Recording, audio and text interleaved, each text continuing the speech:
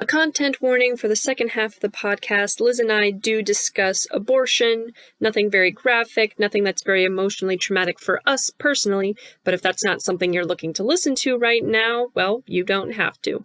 And we just wanted to let you know, because here at Harmless Harlots, we're all about fully informed, enthusiastic consent. I've been thinking about Danny and I. We're coming up on 4 years of having known each other.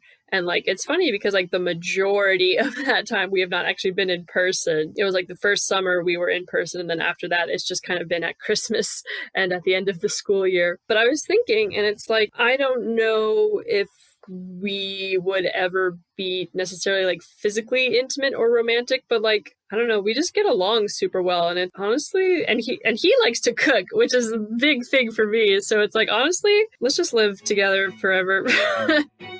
I'm Jen. I'm Liz. And we're Harmless Harlots. What does that mean? To us, it means being open to having more than one relationship, however you define it, as long as everyone gives fully informed, enthusiastic consent. It's also an homage to our poly Bible, the Ethical Slut, which we recommend if you want to learn more. We are enthusiasts, not experts in this field, so if you want to learn and explore along with us, we give you our knowing, enthusiastic consent to come along.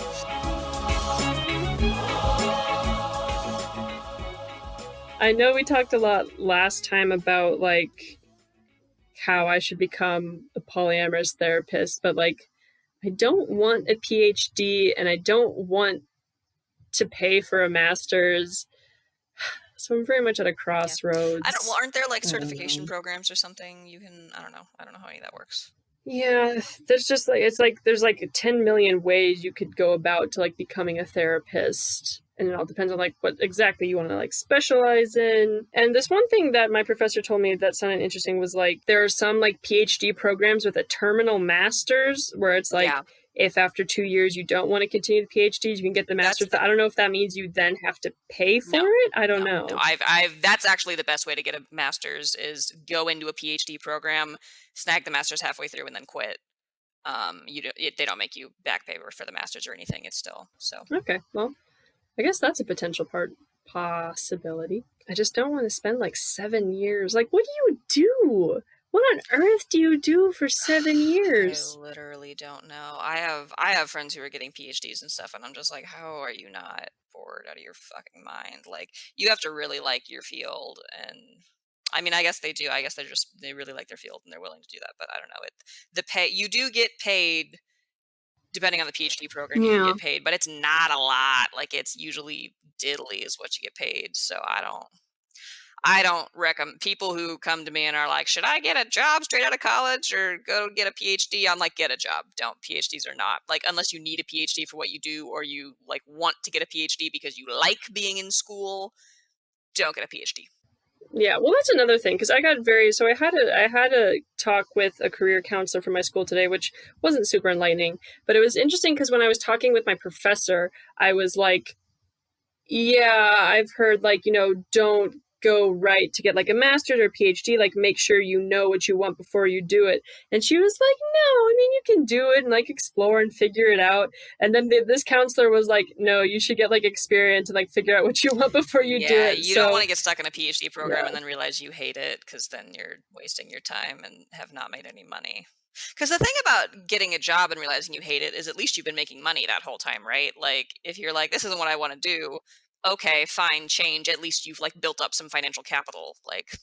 Yeah, which is also why I'm thinking I should just get a job, because then how will I decide? And it's very interesting because she's you should get experience, and it's you can't really get experience in therapy until you are a licensed therapist. Yeah, I don't know how you would do that. I really don't know. So I don't know. Today has been an emotional roller coaster of I don't know what I'm doing with my life, and it'll be fine. So the first thing I want to talk about is the commune versus commune thing. Because honestly, you're driving Mother insane. Well, Mother is a grammatical anal retentive person, really which I think she got from her mother, who was a school teacher and had to enforce grammar. But I think that commune and commune, honestly, like, it's just a different of slight pronunciation. And I honestly think at this point, it's just kind of funny that I think, because like you addressed it earlier, being like, I think it's commune, not commune. And now it's just kind of a funny joke. And I don't want to re-record And I didn't know. I mean, when thing. you mispronounced it the first time, I wasn't even totally sure. Because honestly, actually, I was talking to a friend about the classism of education and how one of the earmarks of people who grew up poor but are really intelligent is mispronouncing words, because they read them in books, but they don't hear them spoken in conversation because they didn't grow up in, wealthy elite culture where people use those words in their vocabulary, so they just read them in books. So that's one of the like giveaways of like you grew up poor, is like mispronouncing words like that, because people in your class don't use those words in their vernacular. So yeah, when you first said it was commune, I was like, oh, is it? Like I don't actually know. Like but Well, I saw this, I think it was like a TED Talk where it was like grammar is literally just fanciness, because like you can communicate by like completely ignoring most grammar rules. I think it was like something I was watching when I was like doing language learning, because it's like me want cookie like is the same thing as being like I want a cookie. So so what that reminded me of is, I think while Leah and I were still living at home, we got in this discussion with Mom because they were trying to say the sunrise is the dawn sounds different than now we don our gay apparel. Exactly. So this is what they did. They said dawn, dawn. And I'm like, you're saying the same word. And they were like, Jen, no, we're not. And I was like, so that's what it makes me think about. When I was studying abroad in Hungary, the best way to learn if your accent when learning a new language is correct is to talk to children, because adults will give it to you nicely and they'll say, oh yeah, your accent's great, your pronunciation's amazing, you're fantastic. Kids will give it to you straight. Kids will tell you when you are not saying things correctly. And when I was staying with my host family, I remember they were teaching me how to play tag, but in Hungarian. And I think the word translated roughly to like catcher, like the game was called like you catch the person, and I think the word was fogashok. And so they were teaching me that like when you tag somebody, you yell fogashok, or I think that was the word at least. And when they were telling me to say the word, they were like, it's fogashok, and I was like, fogashok, and they were like, nem nem nem nem is no in Hungarian. They were like, nem nem nem nem nem fogashok, and I was like, yeah, okay, fogashok, and they were like, nem nem nem nem nem fogashok, and I was like, that's what I'm saying. I don't. But when there's subtle differences that I think you stop being able to pick up when you don't grow up speaking that language. Yeah, no, when I was in Barcelona with my host family that also had 3 small children who were just adorable, they spoke Catalan, which is basically the child of French and Spanish, but a completely different language. But they spoke Spanish and Catalan. And so, sometimes they would just be like shouting rapidly in Catalan, and I would just be saying like, I have no clue what's going on. But like the youngest kid would like sometimes come up to me and just like start talking to me in Catalan, and I'd be sitting there like, yes, I totally understand you. And he would like turn to his mom and be like, see, she understands. And the mom was like, no, she doesn't, honey. But one time I was wearing like a t-shirt over a dress, and my host mom said something about it, and I was trying to say, oh yes, it's very in fashion, which is de moda, and I messed up and I said de modo, and moto is like a motorcycle, and so I said de moto, and the middle kid was like, hey, de moto, and he gave me shit for the rest of the semester just for saying that one phrase. Kids are honest to a fault. They will tell you. Anyway, so the point is, what we want to emphasize is that Jennifer does know that a commune is a group of people and to commune is a verb. She is aware of this difference. She just messes it up, apparently on purpose now. Well, but also if you stop me in the street and be like, say the one that's the group of people, will I sit there for a second and be like, yes, I will. Because in my brain, I don't know, they're just the same word. In other personal poly news, so today and I texted you about this earlier, but today for one of my psychology classes, I gave a presentation about polyamory, which is essentially, it was like a 25-minute presentation, essentially about sex at dawn, with a little bit of the ethical slut in there. And I was very nervous about it because I was like, this is a hard sell usually. And I was like, I'm carrying the entire poly community on my shoulders. And like, I practiced it literally like every day. And I practiced it once in front of Leah to be like, what sounds crazy? What sounds preachy? And she gave me a little bit of feedback.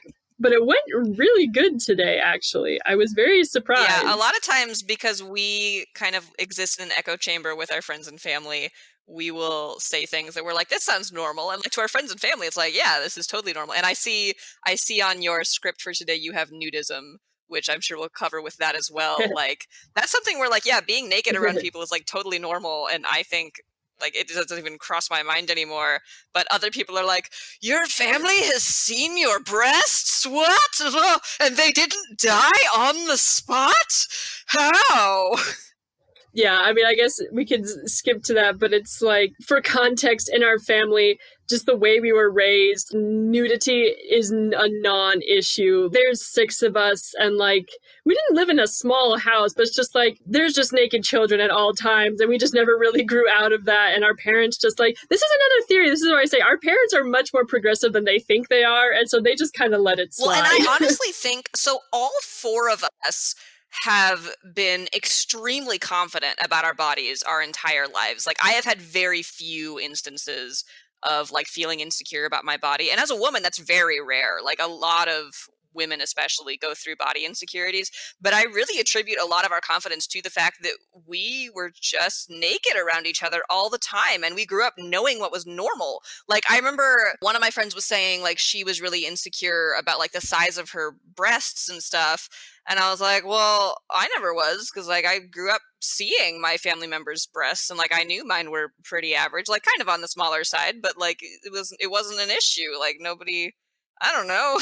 Well, also, mother has no breasts whatsoever to speak of. I don't know. It was just something I didn't really think about, that it could be different in other families. And I don't know when I realized it, but like when I was living near home last semester with some friends from my school, we would go over for Sunday dinner on the weekends.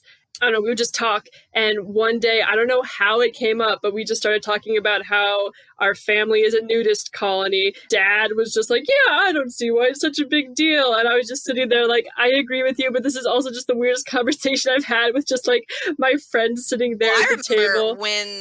When all 6 of us were home quarantining together at the beginning of COVID, I remember there was one time when Sebastian and I worked together, and Sebastian had messaged me about something work related and was like, can I video chat you?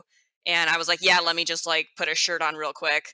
And he was like, don't you work in the same room as your sister now? And I was like, yeah. And he was like, well, then why aren't you wearing a shirt? And I was like, because it's my sister. Why would I care?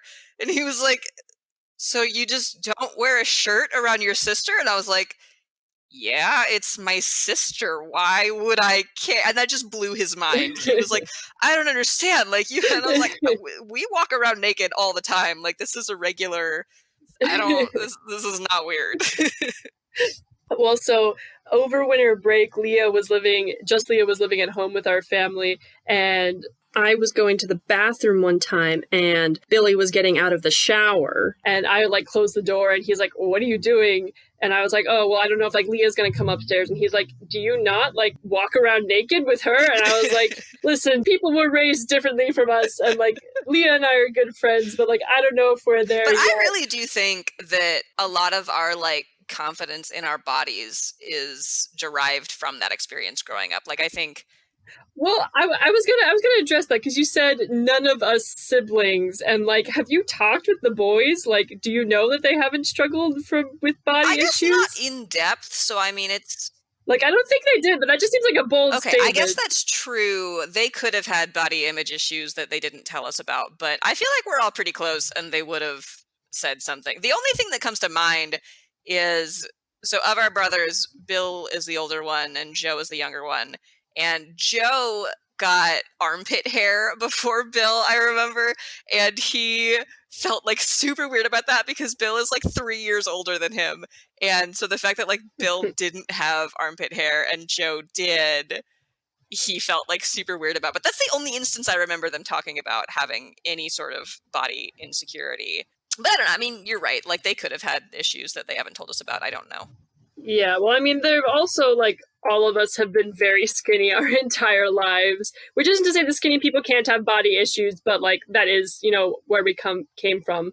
I remember in like third grade at like elementary, they like came in and gave us a presentation on like anorexia and bulimia, and like one of my friends turned to me and was like, Jen, don't get an eating disorder. And I just remember being like, I love food way too much to like ever do that. But I guess for me personally, I remember, I think I started working out in like 7th grade after we moved to our new town. Do you remember those like 17 magazines you had? No, but sure.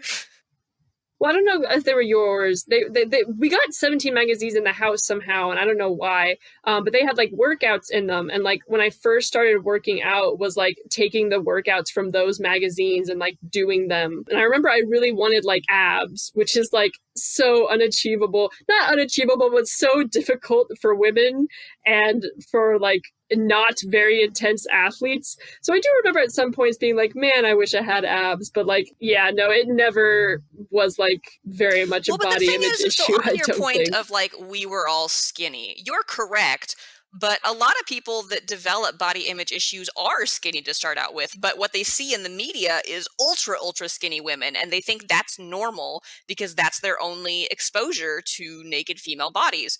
So I think having, you know, mom and each other as like examples of like, these are normal, healthy body types was good for us. Because I mean, if we had only had the media to tell us what the ideal female body was, we probably could have thought we were fat or like unhealthy, because what the media projects as the ideal female body is not necessarily the healthiest. So I think it was good to be able to see each other's bodies and kind of reaffirm that like we are healthy, we are normal, we are beautiful. I don't know. I attribute a lot of my confidence to that. I don't know if that's necessarily true. That's just what I attribute it to. Well, didn't you also say that like it was good for our brothers that they saw like normal female bodies? I think is the bigger thing too. I think for our brothers to have the example of our bodies as normal instead of just porn stars, I think is really, really healthy. And I will find this out more as they get older, I guess. But I mean, a lot of men's exposure to naked women is just porn. Like, the only naked females they see are women in porn.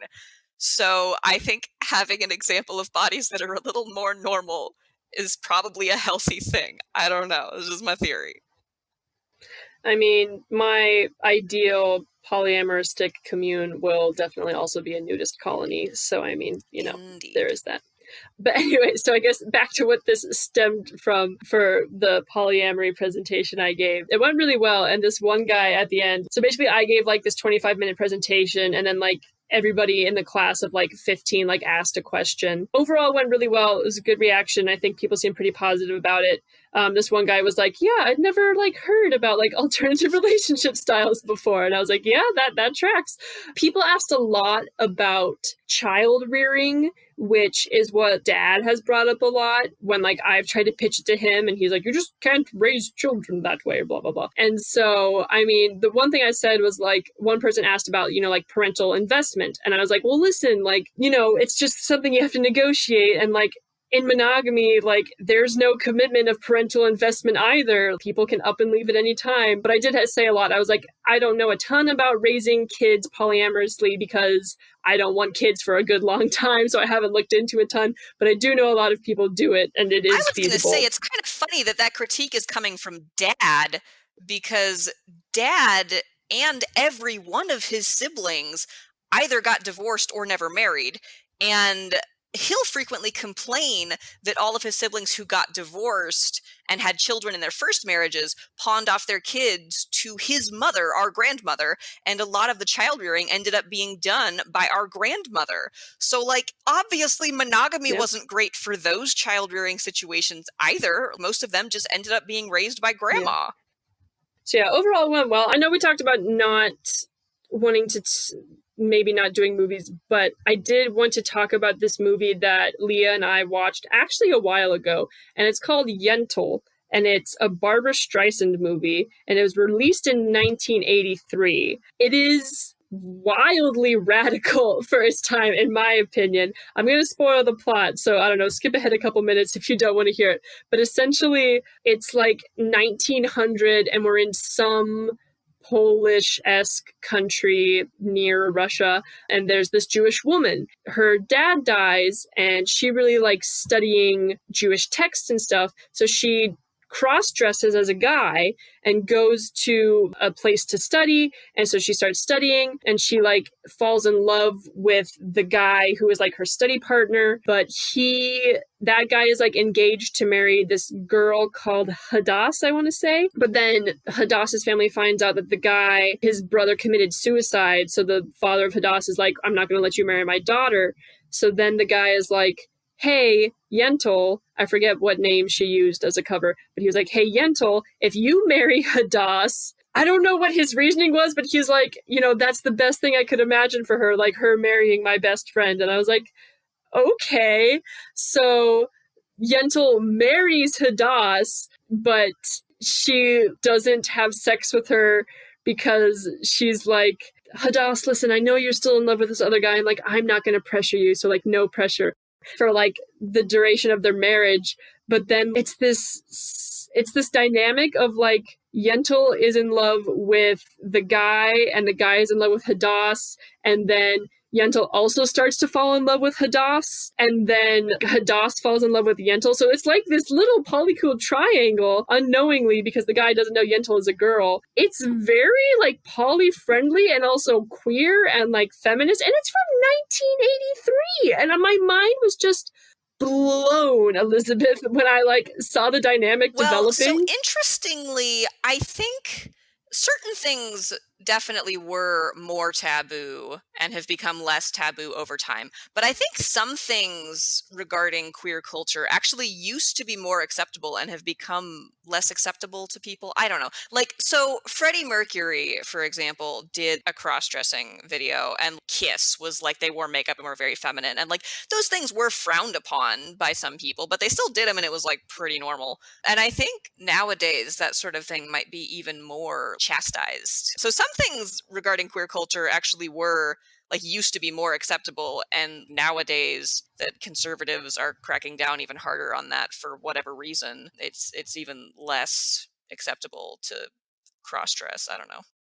Well, I mean, yeah, the reaction to Harry Styles, if that shows Which you is anything. why, yeah, so Harry Styles wearing a dress, if you compare that to what most hair bands were doing back in like the 70s, that's nothing. Like, that's like nothing at all. So I think there are certain things that have become more taboo over time, kind of reverse progress, which is weird and I don't get. So anyway, that movie, I watched that movie a long time ago, but it was just like radically mind-blowing because it was like queer and poly in 1983, which I suppose wasn't like, 1950, but I don't know. I was very, yeah, I think blown away. Progress isn't linear. Like, it kind of goes in peaks and troughs, and there'll be periods of time where like we're very progressive and everything's okay, and there'll be troughs where it's like everyone do the norm and that is all. We accept nothing less than masculine men and feminine women, and anything else is taboo and offensive to Jesus Christ, our Lord and Savior. Okay, well, that was kind of all the non-book parts I wanted to go over. Yeah, again, the book is Sex at Dawn. It's a book I have read. It took me a long time to read it because I would read it like a chapter like every other day, but it is an amazing book. And I skipped over a lot because the last couple of chapters were just life was good and then agriculture made everything bad. But just kind of one of the points was a lot of people think that prehistoric societies were really violent, which is, again, I can't speak for all of humanity, but like a lot of these hunter and gatherer societies were like very peaceful, mostly just because they were nomadic. So there wasn't really a huge concept of property, but then also there were just enough resources when there weren't that many humans on the planet. And so there just wasn't really reason for war. And so one of the chapters is just disproving all of these statistics that people claim about how violent past cultures were when they really weren't.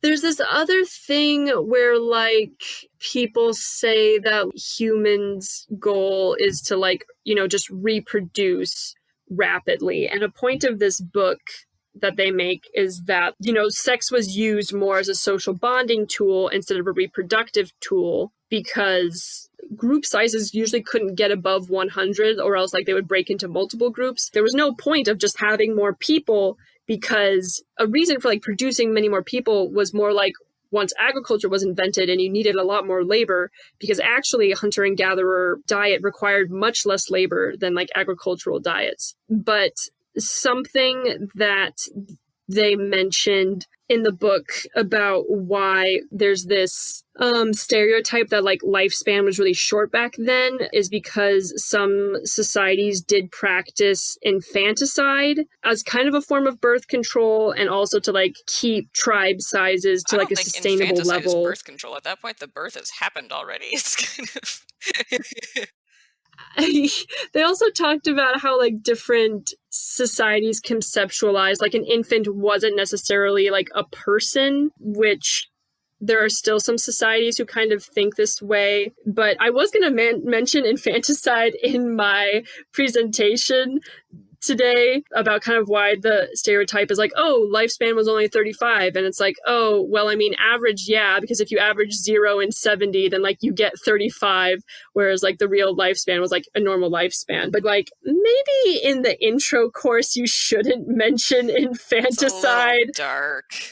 Yeah, so there's this quote where it says, many anthropologists agree it's likely that a large portion of infant mortality, once attributed to starvation and disease, probably resulted from infanticide. Foraging societies limited the number of infants so they wouldn't become a burden to the group or allow rapid population growth to strain I was food. going to comment on the topic of when does life begin, when is a person, when do they have a soul, is so controversial for people, which I get. I mean, it's a big deal. Like, you obviously, nobody wants to murder anybody. Like, we don't want to, obviously nobody wants to do that. So it is an important thing, but it's also, I think, a thing that we right now don't have a good way to know, which is part of why I am very firmly pro-choice, because, like, I don't think I have any idea at what point there's a soul, so I should not have a say. And if somebody else gets an abortion, I don't know if that's... But I do remember Mom and I had a conversation one time, because I tell Mom literally everything, and I've had a couple of pregnancy scares before I got on this birth control. Even since getting on birth control, I still have, like, irrational, what if I'm pregnant? I literally couldn't be. I don't ovulate, but it's terrifying. So anyway, I remember there was one time I was talking to Mom, and she asked, like, if you were to get pregnant, what would you do? And I was like, well, during my only, like, mildly real pregnancy scare, it wasn't even that rational, but there was, like, a teeny possibility that maybe I could have been. I had gone to my doctor, and my doctor said, if you catch it within 8 weeks of fertilization, then you just take a pill and you have a little bit heavier period, and that's it. And at that point, what happened, there is a fertilized egg that you would be, eliminating from your body, but it's basically just a blastula of cells. And I was like, all right, I don't know where life begins, but I personally think probably not there, right? Like, I don't think a blastula of cells, that's probably not. So I told Mom, I was like, if I was to get pregnant and I caught it within 8 weeks, I think I would just take the pill and have a heavy period, and that would be it. And Mom was furious. She was like, you would kill my grandchild? And I was like, I don't really think that's what I would be doing, but, like, I don't want to have a baby. And Mom was like, well, we would take care of it. And I was like, well, it's not just who would take care of it. It's that I also don't want to be pregnant. You realize America has the highest maternal mortality rate of the developed world. A lot of women, a substantial portion of women die in childbirth still. And I have a low pain tolerance. And, like, if anybody's gonna die, it very well could be me. So, like, I was like, Mom, it's not just that, like, I would want you know, the baby to have a good life. It's that I don't want to go through pregnancy and give birth. So, like, yes, I probably would have an abortion if it came down to it. And she still to this day is like so mad about that. And it sucks because I feel like I can tell mom almost everything, which I love. I love how open I am with mom about stuff. But I do still feel that, like, if I ever got an abortion, I probably wouldn't tell her because I don't know if she would ever forgive me, which sucks because I would like to be able to tell mom everything about my life. I think it would devastate her because she would think that I murdered her grandchild. I mean, yes, but also mom usually always comes around. So, That's like, true.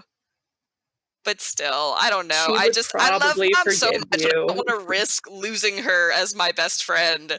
But I also don't want to have a baby. So I I don't really know. don't know that I you don't know. could. Yeah, well, before I spout my theories on abortion, I do, and if you have not discovered this by now in the part of the podcast, you should know this by now, but I love ideas and I have very little reverence. So I will very much just take any idea and dissect it. And I understand that there are often topics that people do not want to dissect, but I do it anyway because that is what I do. I have no personal experience with abortion or pregnancy scares. Also, I am very open to the possibility that I could be wrong about anything that I say. I am open to debate and discussion, and of anyone in this world, am willing to admit I am wrong and change my opinion. That being said, here are all the thoughts I have about abortion. So I think personally, like you, I guess I've just never discussed it with mom. I don't remember. If I discovered I was pregnant, I mean, I guess definitely within 8 weeks. I don't know if it was later. I haven't thought about that, but I do not want a child at this point. I don't know if I ever want a child because I don't know if I want to populate the earth anymore. Like, maybe I'll just adopt. So that's less moral and just more practical. I don't want to be pregnant because mom just threw up the entire time she was pregnant, and I'm a carbon copy of mother, and I hate throwing up. B, like, pregnancy like wrecks your body, fam, and like I kind of like my body how it is. But so I was actually talking with our brother Billy about abortion on a really long car ride we went on. He was like, I am pro-choice and like have historically been, but I was talking with one of my friends who's more conservative, and one of the points she brought up is she was like, in Iceland, I think, where abortion is legal and very accessible, no child with Down syndrome has like been born in the last 10 years because if people find out that the child has Down syndrome, they abort it. And I was like, that's interesting. And Billy was like, so yeah, so there's an aspect of ableism in it. And I was like, that is complicating, but at the same time, I feel like, I don't know. I mean, it's hard to be like, well, what is your purpose for having this abortion? But like, I just feel like there's so many cases where like that's not the reason for abortion. I don't know if that's a good reason to like ban abortion. I don't know. That was an interesting, complicating argument he brought up. My thing with abortion, which I was discussing with Leah one time, and this is how I know that I say things that are completely irreverent because she was very mad at me for several days after we had this conversation. But for me, the tragedy of like death, and like Billy brought this up in like, you know, we should not have dominion over someone else's life. And like, yes, but also like it is somewhat the mother's life. And so like, I don't know, I feel like she has some say. Maybe I don't want to lose my abs should not, you know, outweigh, you know, someone's life. But anyway, so I guess, so what I was thinking is like, for me, the tragedy of like a death is either in like the pain and suffering in the process, or B, in like the negative repercussions on other people of that person's death. So for me, I was like, if there's a person who is pregnant and they do not want to be pregnant, you know, they know nothing about the fetus. All they know is that they do not want to be pregnant objectively. If that person gets an abortion, obviously like abortion is super tough, and like people have, you know, emotional repercussions from like having abortions. But like if that person chooses that they would rather take that risk than have the child, then if nobody else knows the child exists, nobody knows or has made, you know, emotional attachment with it. And if it's like within the first 8 weeks and there's no pain, which I don't know when, you know, like nerve endings start and stuff. But for me, it's like, I don't super see that as a tragedy, and that may just be because I also just don't think it would be a tragedy if all of humanity disappeared at once, because like then nobody's there to Humans mourn are them. not the greatest. There are a lot of TV shows I've watched recently where the moral of the TV show was that maybe humanity isn't the greatest dominant species for like the earth and other things. Actually, this is a total pivot, but there was a show I was watching about environmentalism where they were talking about how like the rationale behind being better to the earth is not actually beneficial to the earth. It is beneficial to humanity because the thing about the earth is it will recover. Like we have put the earth through some shit and it Yeah, gets better. So the thing is, if we're yeah, trash to the earth will recover. It'll be fine. We will die. And that's the yeah, thing people don't get about like being environmentally yeah, conscious is like, yes, it's for the earth, but it's also for us. Because if we're trash to the earth will get better, but we will die out. So like people who are like, why should I care about the earth? I only care about people. And no, if you care about people, you should be good to the earth because we need it to live. And if we are bad to it, it will punish us and it will get better later on. Chernobyl is an excellent example of this, where like we literally fucking blew up Chernobyl with radiation and, you know, all the humans there died and or left. And if people have filmed Chernobyl now and it's gorgeous, nature came back, there's plants everywhere, animals, like Earth was fine after we fucked it up. Earth recovered, but we cannot live there anymore because we fucked it up. So yeah, yeah. I don't know. So I don't know. My point, and like when I talk about kind of like how I think these hunter-gatherer societies were like a really great place to live. Infanticide, and like I don't know the statistics on like how many practiced it or like, you know, how frequent it was or how humane it was, but I guess I just want to clarify that like my main reason for thinking these society structures were great was not specifically the infanticide. It was just something that happened because like the pills nobody's didn't condoning exist. infanticide. We are not saying that was yeah. I Yeah, do find it yeah. interesting with, you know, the debate everybody has nowadays of like, when does life begin? I don't think currently, at least in the culture we were raised in, anybody would argue that life begins after birth, right? Like I think pretty much everybody agrees that when a baby is born, that's life. And I mean, we could be wrong about that. Like maybe other societies before us were right and like infants don't have a soul. I have Yeah. no idea. But I think in the culture we were raised in, definitely everybody agrees that like once a baby's born, like that's life. And I think there's actually legal stuff surrounding that. Like once a baby takes a breath, like it's legally alive. But it is interesting to Yeah. me that that's not the belief of other cultures. Yeah, one paper I read last semester for an econ class was looking at how some cultures in like very poor countries viewed infants because sometimes it could have just been part of the culture, but like some of the theories were like these places are so poor and like infant mortality is so high that like you just it's kind of a defense mechanism to not think of an infant as a person because it's probably going to die. So there's that aspect too. But what was interesting in the book was they talked about so like infanticide. Once you tell people about that, they're going to be like, oh, well, that's awful.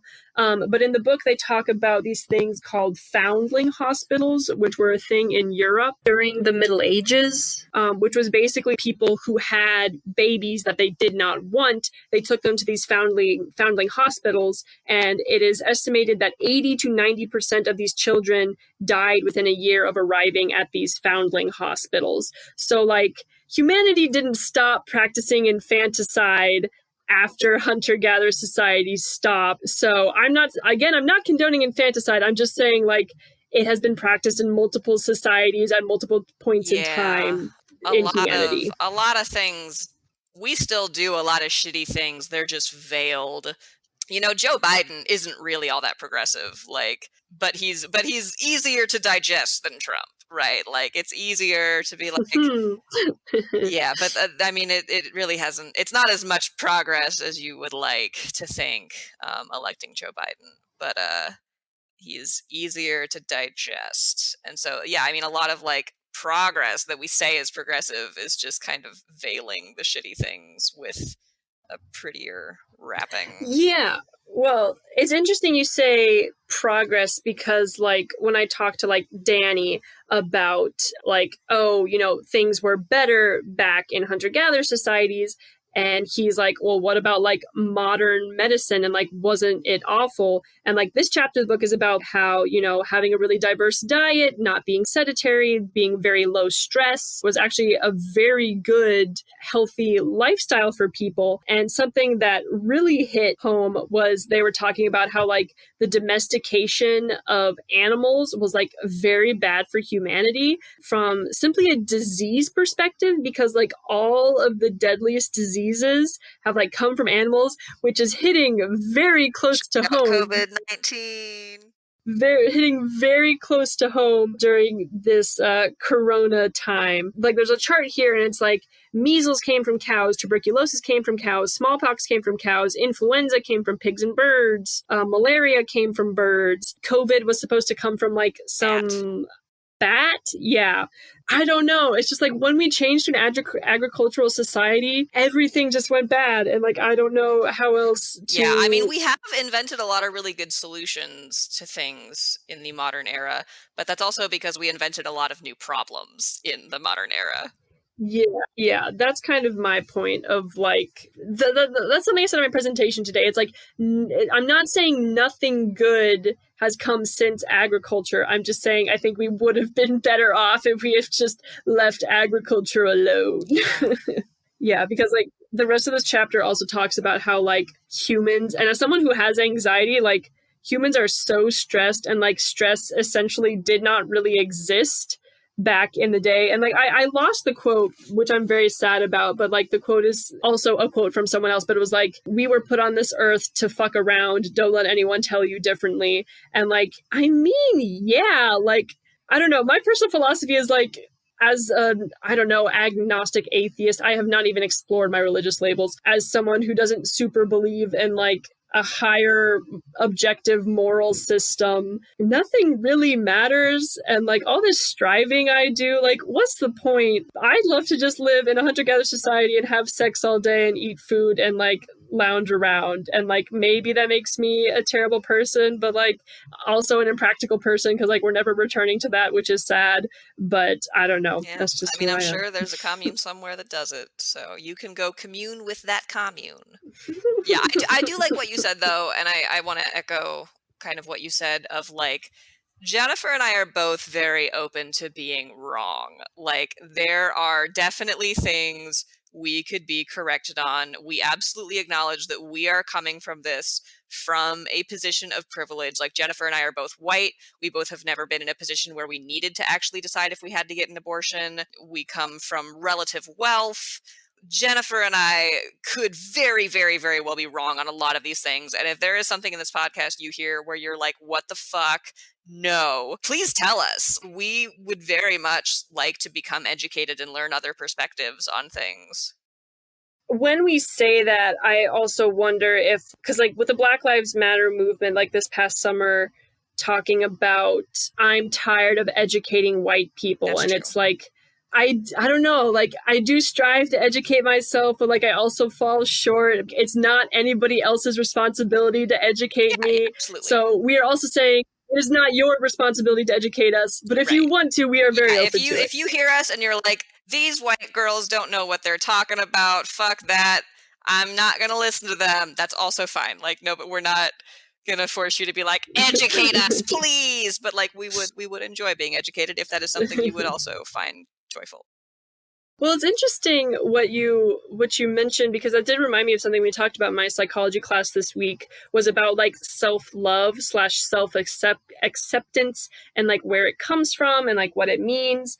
And I came up with this interesting theory because we read this paper that was like, loneliness is when your social needs are not being met. And so I started thinking, I think self-acceptance / love / liking, I don't know how you want to define it, because Leah was like, I don't like myself, but I love myself. And I was like, that's interesting. But, like, self-love, acceptance / liking comes from, I had multiple theories. There was, like, I think that people have, like, this ideal model of how they want to be. And when either you don't think you can achieve that, or you know, you think you're not there, and you think you kind of have like a fixed mindset of like, I won't be able to achieve it, then like I think that can cause self dislike. But then also there's the other route. So you could either, you know, solve that by like becoming closer to your model, or modifying your model such that it is closer to who you are, or you can just accept this might not be saying anything, but like either that, or you can just accept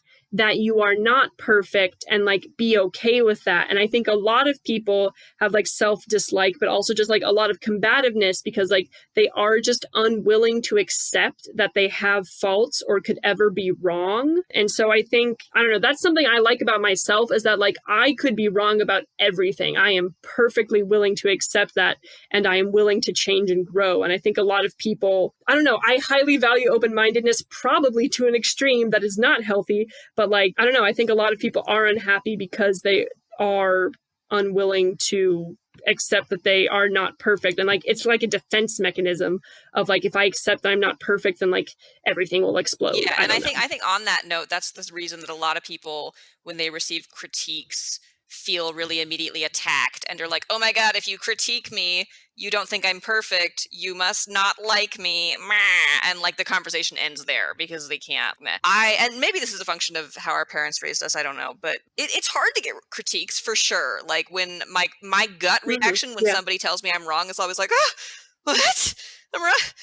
What?" But like, Yeah. I get over that. And for someone to critique you is a form of love. If somebody actually does not give a fuck about you, why would they bother critiquing you? They wouldn't. They would be like, this person's wrong, I don't give a fuck, and they would just leave. That's the behavior of someone who doesn't love you. Somebody who does love you on a superficial level would just like let it slide and be like, nah, they're wrong, but I'm not gonna bother correct them because like, nah, I don't really care that much. But someone who loves you on a deep level and wants you to grow and be the best person you can be is going to critique you. So that's why, like, as much as like my gut reaction when someone critiques me is always like, no, you know, as soon as I get over that, I'm like, no, they're saying this because they care about me and they want me to grow, and it's good. Like, I think you need to have really close friends who are comfortable critiquing you. One of my closest friends in my quarantine pod right now, who was the friend that introduced me to Rick, she critiques me all the time.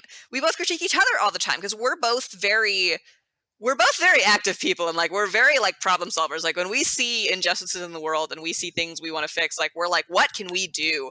And a lot of the time I will have ideas that she will tell me are bad, and my initial reaction is always like, why don't you like my idea? But she often has very good reasons, and then I'm like, oh no, you are correct, my idea was bad, yes, let's move on. And it's good. Like we both learn, we both grow through that process, and we come up with better ideas as individuals because we can critique each other. And sometimes it does get heated. Like sometimes we have to stop and we're like, okay, feelings are getting hurt. Like I remember this past weekend we were having a conversation about Hillary Clinton, and she was very, very, very anti-Hillary. And I don't love Hillary, but like I definitely would have been very happy if she had been elected in 2016. And during the course of the conversation, she was getting very, very upset with me.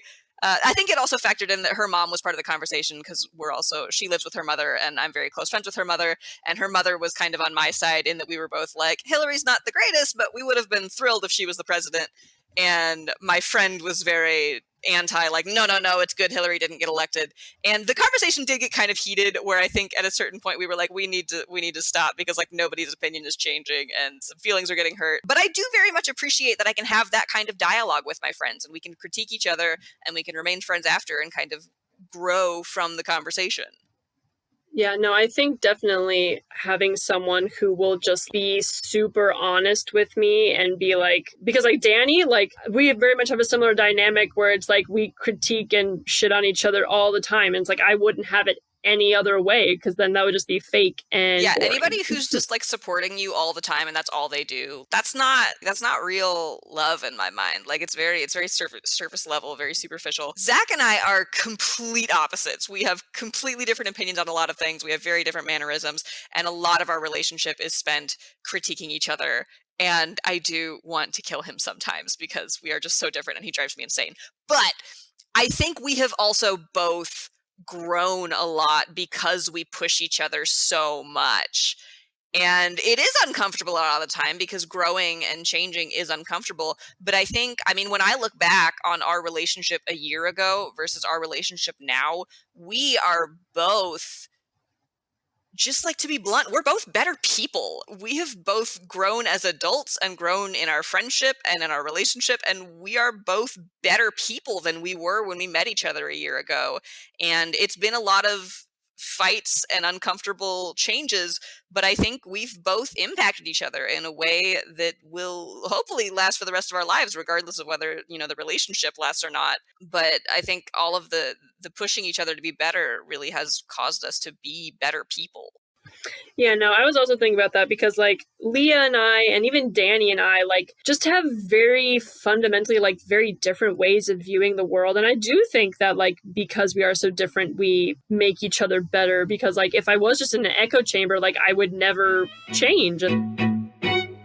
Thanks for listening. If you liked this episode, subscribe and leave us a review on your podcast app. If you really like us, like us, send this episode to a friend, family member,